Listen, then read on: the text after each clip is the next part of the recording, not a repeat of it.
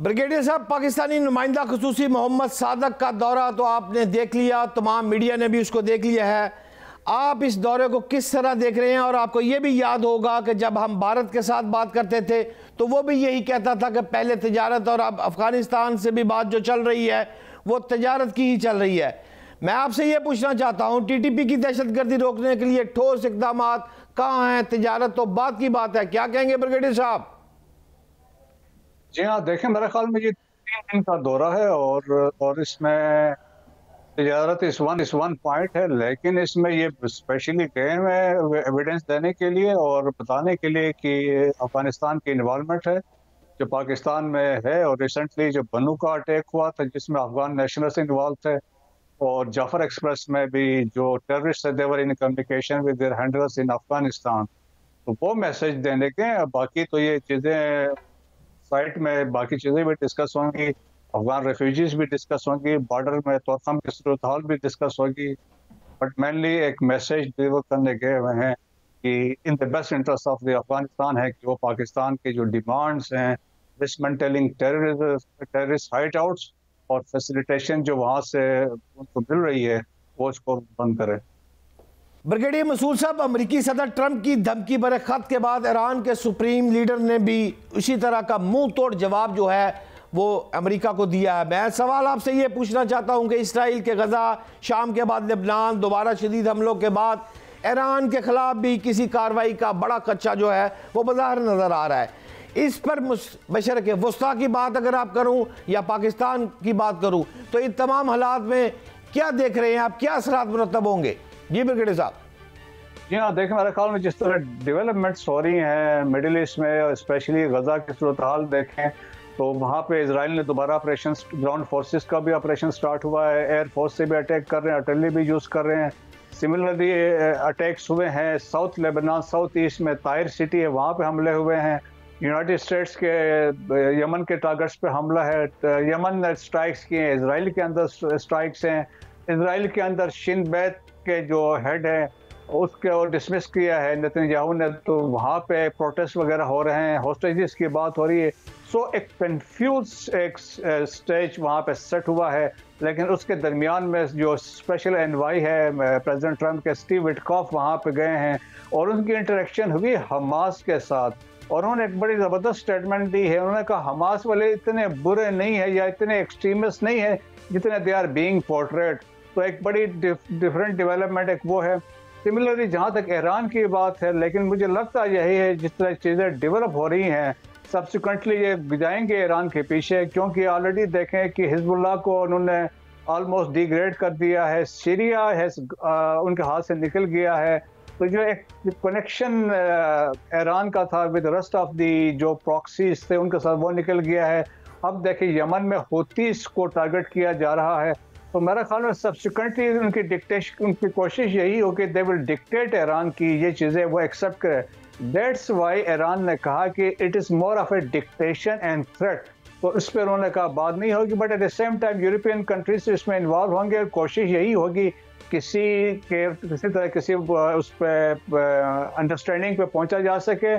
But they are adamant है American as well as the Israelis की वो किसी सूरत में they will not allow Iran के वो न्यूक्लियर वेपन्स डेवलप कर सके। काबिल एहतराम ब्रिगेडियर साहब, बरतानिया, फ्रांस और जर्मनी का गजा में जंगबंदी की बहाली का मुतालबा भी सामने आ चुका है और नेतन्याहू जो हैं वो तो बिल्कुल इस पर आमादा नजर नहीं आ रहे।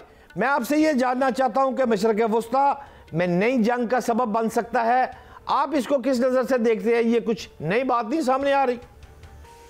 अभी देखें कि नेतन्याहू की जो असल में है कि जो अंडरस्टैंडिंग हुई थी, जो सीज फायर का जो फेज़ 1 हो चुका था, फेज़ 2 पे जाना था, अब तो उन्होंने उसको नज़रअंदाज करके इन्वेड कर दिया है, दोबारा अंदर गए हैं। जिस तरह 400 के करीब शहादतें हो चुकी हैं, अब वो अपनी सर्वाइवल की जंग नेतन्याहू लड़ रहा है, क्योंकि ऑलरेडी उन पर करप्शन के केसेस हैं। The moment he is out of government वो जेल में होगा। That is one thing. फिर सेकेंडली इम्पोर्टेंट ये है कि शिन बैत के जो हेड थे उनको डिसमिस कर दिया है, तो इसराइल के अंदर वहाँ पे प्रोटेस्ट हो रहे हैं। तो अपने सर्वाइवल के लिए उन्होंने देखें कि जो फार राइट के जो नेशनलिस्ट थे उनको दोबारा अपने गवर्नमेंट में, कोalition गवर्नमेंट में शामिल किया, जिससे बिन गवीर थे उनको दोबारा ऐड किया है। तो उनका कंसेप्ट यही है कि फार राइट वालों का और नेतन्याहू का कि जो हमास जो भी अभी रेमिनेंट उनके हैं उनको डिस्ट्राइक करना, ये फार राइट वाले भी चाहते हैं, नेतन्याहू भी चाहते हैं, और वो कहते हैं इसको प्रोलॉन्ग करें। लेकिन मेरा ख्याल है जिससे मैंने बात की स्टीव विटकॉफ के दरमियान में एक अंडरस्टैंडिंग, एक मुहिम जारी है, तो होपफुली वो इसमें कुछ कोशिश में होंगे, कुछ रास्ता निकलेगा। But at the same time हमने देखा है कि कतर ने भी, इजिप्ट ने भी और सऊदीज ने भी कंसर्न का इजहार किया जिस तरीके से डेवलपमेंट्स हो रही हैं। अल्टीमेटली देखें कि नेतन्याहू अपनी सर्वाइवल की जंग लड़ रहे हैं। ब्रिगेडियर साहब, मीडिया रिपोर्ट्स जो सामने आ रही हैं उसके मुताबिक तो इसराइल के अंदर भी अब जो जंग है वो शुरू हो गई है। आप उसको सिविल वार कह ले, आप उस सिविल वार को कैसे देखते हैं? देखेंगे डिवीजन हो गई, जिस तरह मैंने बात की है कि हॉस्टेजेस के जो रिलेटिव्स है वो कहते हैं कि आप जो सीज फायर है उसको इम्प्लीमेंट करें, और जो हॉस्टेजेस हैं, जो रिमेनिंग हॉस्टेजेस, उनको वापस लाएं। इनके स्टेट के आप वार पे जाएंगे तो उनकी भी मौत हो सकती है। दैट इज़ वन थिंग, एक वो प्रेशर है। दूसरा ये है कि आप देखें पब्लिक खड़ी हुई है अगेंस्ट नेतन्याहू कि जी वो चाहते हैं कि जो शिन बैत के उन्होंने उसको डिसमिस किया उसको वापस लें। सुप्रीम कोर्ट ने इसके डिसीजन, प्राइम मिनिस्टर के डिसीजन के अगेंस्ट को ऑलमोस्ट स्टे कर दिया है। तो अंदर ये देखें कि डिवीजन है कि वो कोशिश शेल्टर ले रहा है नेतन्याहू फार राइट वालों के अंडर जाके। Coalition totally depends on the far right, अगर वो हट जाते हैं तो गवर्नमेंट गिर सकती है। सो जुडिशल रिफॉर्म्स के गार में पास में कोशिश की थी अपना आप को प्रोटेक्ट करने के लिए। तो विद इन इजराइल के अंदर भी डिवीजन है, और जिस तरीके से थ्रेट डेवलप हो रहा है, देखें कि अभी जिस तरीके से हमास ने भी रॉकेट्स फायर किए हैं डिस्पाइट ऑल दैट जो उनके साथ हुआ है, और ये और हुतीस ने भी कहा है कि अगर ये सीज इस तरह रहेगा तो दे विल कंटिन्यू। सो मसाइल जो हैं नेतन्याहू के लिए भी हैं, इजरायली नेशन के लिए भी।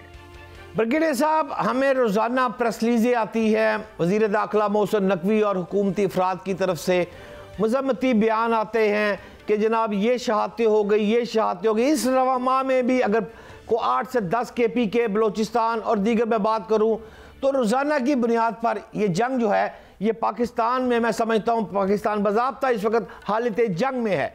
तो ये जंग किस मंतकी इंजाम की तरफ जाएगी? हम कैसे काबू पाएंगे? कब तक काबू पाएंगे? क्या हम इसे रोक सकते हैं या सिर्फ अफगानिस्तान से निगोशिएशन ही इसका आखिरी हल है? नहीं, देखें कि पास में हमारी तो सक्सेस रही, हमने दहशतगर्दी को तो शिकस्त दिया था, और हमारे आप देखें चाहे वो अल-मिज़ान था, ज़र्ब अज़ब था, रद्दुल फसाद है, हमारी सक्सेस स्टोरीज हैं। स्वात ऑपरेशन आपको याद हो, सो पाकिस्तान की जिस तरह हमने डिसमेंटल किया, और टेररिज्म को दुनिया आके देखती थी और स्टडीज के लिए आते थे कि पाकिस्तान ने कैसे इनको डिसमेंटल किया, इनको रूट आउट किया। बट अनफॉर्चुनेटली और जिस तरीके से हमने कोशिश की इनसे एक अंडरस्टैंडिंग डेवलप करने के लिए, और सब्सिक्वेंटली अफगान तालिबान के वापस आने के बाद से ये टेररिज्म वापस पाकिस्तान में दोबारा ये आई है, खैबर पख्तूनख्वा में और बलूचिस्तान में, इसमें अफगानिस्तान भी शामिल है। इंडिया तो 100% है, और कुछ और ताकतें जो पाकिस्तान को डिस्टेबलाइज करने चाहते हैं। लेकिन देखिए बात यह है कि पाकिस्तान में सिक्योरिटी फोर्सेस, स्पेशली जब आर्मी की बात करते हैं या फ्रंटियर कोर, हर जगह पर नहीं जा सकती है। दैट्स वाई हम कहते हैं कि हर इदारे ने अपना एक किरदार, अपना रोल अदा करना है, और जिसमें अज़्म इस्तेहकाम का भी यही कंसेप्ट था, नेशनल इलेक्शन प्लान में भी यही कहा था कि CTD अपना किरदार अदा करे, रोल अदा करे, पुलिस अपना काम करे, लेवीज अपना काम करे, district administration socio economic development में इन्वॉल्व हो, जुडिशरी अपना काम करे, सब ने अपना काम करना है।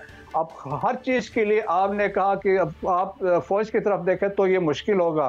देखें कि बहुत बड़ा एरिया है, और दहशतगर्दी के खिलाफ जंग है, तवील होगी, और इसमें यकीनन कुर्बानियाँ होंगी। इसके लिए ज़रूरी है कि एक तो कौम मुत्तहिद रहे, और दूसरा यह है कि हर इदारा अपना किरदार अदा करे ईमानदारी के साथ। तो हम यकीनन, कोई दो राय नहीं है, पाकिस्तान पहले भी शिकस्त हम दे चुके हैं, हम अब भी शिकस्त देंगे। लेकिन अफगानिस्तान की हमने बात की, हम डिप्लोमेसी को भी साथ लेके चलेंगे, लेकिन एट द सेम टाइम जहां हमने already rules of engagement clear किए हैं, जहां से दहशतगर्दी हो रही है वहां भी स्ट्राइक्स होंगे। ब्रिगेडियर साहब, मेरा आपसे लास्ट सवाल है। आज 23 मार्च पूरी कौम जोश व खरोश से मना रही है। आप वो शख्सियत हैं जो इन तमाम मामलात पर स्पॉट पर रहकर, ये बाजोड़ हो, दीगर मामलात हो, अफगानिस्तान हो, इन पर आपको मुकम्मल ग्रिप है। 23 मार्च के हवाले से और इस हवाले से क्या पैगाम देना चाहेंगे पूरी कौम को? देखें जी, एक तो हमें ये सोचना चाहिए कि 23 मई से आज तक या 47 से आज तक हमने क्या खोया, क्या पाया, हमारी कामयाबियां क्या हैं, हमारी फेलियर्स क्या हैं और हमने आगे क्या करना है। एक वो इम्पोर्टेंट चीज़ है, सोल सर्चिंग की ज़रूरत है और हमने एक मुत्तहिद होके इर्रेस्पेक्टिव ऑफ आपके सियासी जो आपके नज़रियात हैं, हमने सोचना पाकिस्तान के लिए, हमने पाकिस्तान की बका की खातिर, पाकिस्तान में अमन की खातिर हमने क्या किरदार अदा करना है। अफवाज पाकिस्तान जो है वो क्लियर है कि इन्होंने अपना क्या रोल अदा करना है और इसके लिए वो हर वो मुमकिन वो इकदाम, स्टेप और कुर्बानियाँ दे रहे हैं पाकिस्तान की सर्वाइवल और सॉलिडरिटी के लिए। सो हमने मुत्तहिद होकर, हमने यकीनन मिल के हम इसको जंग में आगे जा सकते हैं। जिस तरह 23 मार्च को ये कंसेप्ट पेश किया गया था पाकिस्तान के लिए, तो आज इतना अरसा गुजर गया है, तो हमें सोल सर्चिंग की ज़रूरत है कि हमने क्या खोया और क्या पाया और हम क्या खोया क्या पाया। बहुत शुक्रिया।